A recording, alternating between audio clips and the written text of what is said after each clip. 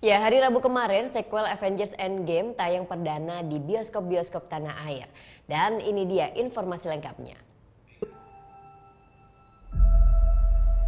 Realized I loved you.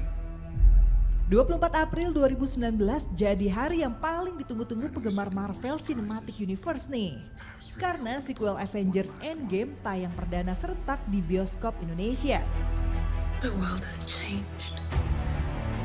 Saking tingginya antusiasme penggemar, salah satu jaringan bioskop akan menayangkan film ini 24 jam non-stop selama 2 hari, yaitu 24 dan 25 April di sejumlah teaternya. Penayangan film perdananya diputar mulai Rabu pukul 5 pagi.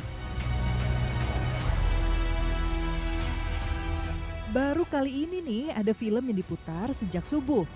Menjawab konflik antara jagoan Avengers dengan Thanos, film ini memiliki durasi lebih panjang dibanding Avengers series lainnya. Di sini Captain Marvel bakal menjadi salah satu kunci penting dalam misi Avengers mengalahkan Thanos. Di film solonya yang dirilis Maret lalu, Carol Danvers membuktikan dirinya sebagai pahlawan terkuat yang pernah ada di jagat film Marvel. So, bagi yang penasaran jangan ketinggalan ya.